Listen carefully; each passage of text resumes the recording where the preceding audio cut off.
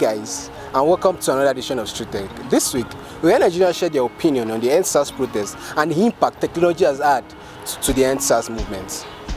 What do you think about the NSAS protest, looking at the toll gate shooting and the looting and the crashes that happened after? I will not lie to you, I am not happy at all from the response and attitude of the government, because it is very, very disheartening that a government that claims to care for the people, a government that the people voted for, will send soldiers down to Lekki toll gate and open fire on them. It is very uncalled for. I'm very much in support of the protest. I mean, we can all testify to police brutality. So every one of us has experienced it, male, female, old, young. And I condemn the shootings at the Lekki toll gate. The government should really look into it. Victims should not be scared to speak up. It's not a bad one actually. The only problem for me was when they were trying to hijack the protest. Aside from that, it's something that everybody should join. I don't think it's a nice thing to actually shoot at protesters because they were all peaceful. They were not carrying any weapons or anything, but it actually happened. And for the looting, we have two kind of youths. We had those that were protesting peacefully, and the ones that went to loot, they are the other parts of the youth. So I think it's something that we should try to educate those around us on doing the right thing at the right time. Well, first of all, I would like to correct the impression that it has died down. You see, death in itself, as a subject in philosophy, death in itself is a transition. It is not. It is a transition, and even as a religious subject, it's a translation. It is not essentially the end. So there's still something left after death, and it is not dead. What only happened is that we have been able to see what we need to see. We have been able to see clearer. We have the benefit of hindsight right now to be able to look more clearly into the future, what we need to do and how tactful and strategic we might need to make sure that we get the things that we need to be done. Looking at after the killing and everything, we used to be willing to join the protest, First of all, they need to ask themselves the same question that I've been asking people here. What was the aim of the protest? If the aim of the protest was to end SARS, then the government has said they've ended SARS and they are working towards reforms here. I think now is not the time for them to now start carrying placards again. I think now is the time for them to re-strategize and give it time. Then if in that time that the government has promised nothing changes, then let's get back to the streets. Definitely, because if we don't, then what we've been asking for is like, it's not even going to take any stand or anything. And those that were killed too, their death is just going to be just gone like that, like the smoke, nothing. Well, the killings shut us down physically, like everybody is back at home.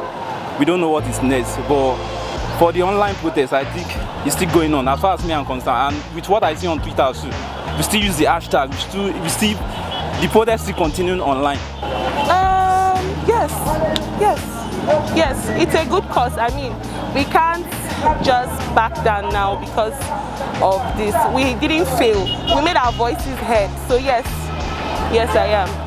Generally, how much will you say technology impacted the NSAS protest? Very well. Without technology, we would not have been successful at all. Because the whole thing started from Twitter. In fact, Twitter has been very, very, very helpful. And you see influential people all around the world, from Formula 1 to football, to even the owner of Twitter himself, Jack, supporting the whole movement. So without technology, it will have been very, very impossible for us to achieve. So technology has been a great source of inspiration in the whole essence of it. I think that the NSAS protest was essentially a tech-aided, in terms of tech media. We saw the impact of what platforms like Twitter was able to accomplish in trying to tell the global community about the issues, majorly police brutality that was happening in Nigeria, and how it was able to also help Ghana support in terms of funding and even in terms of speaking out from influencers, people who, you saw the major one coming from Jack Dorsey, the owner of Twitter himself, endorsing, not just endorsing the movement, but also even soliciting for funds in terms of Bitcoin, which was really helpful. Technology is life right now. Like, everything happens on the internet. If you're not on the internet, you're really backward. So technology helps to amplify our voices. I mean, we saw the interview, CNN's interview with the governor of Lagos State. You can't tell me that people are not hearing us. This thing is viral. NSAS was trending for how many days? Even the CEO of Twitter had to support the protest. So technology is life. Without technology, we wouldn't have even had any protest in the first place. Because the whole movement started from Twitter, Facebook, and what have you. It started from all the social media platforms. That was where we were able to mobilize. Then we were able to coordinate ourselves. So technology has done a great deal as regards the protest, and it's even still doing more. So the NSAS protest itself was essentially, I would say, like 95% a tech-aided protest.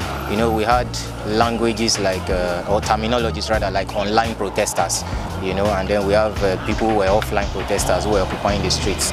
So you'd see that, I think according to the figures, we had over about 28 million tweets with that hashtags, with the hashtag, and over 150 million impressions that the hashtag had. So it was essentially a technology sponsored or aided, if you would ask me, protest, which was very good, and even a spotlight that through technology we can make our voices heard.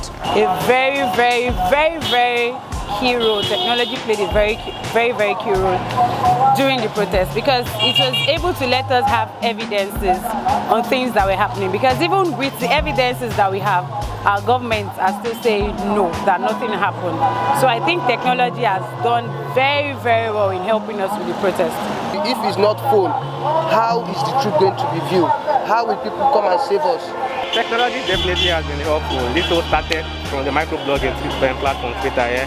So technology brought people together, and it brought unity, the kind of unity that we've not seen in this country in a long time. You see where people were donating for this, you see where people were trying to fight for this. So that unity, I think technology definitely helped there. It brought people together.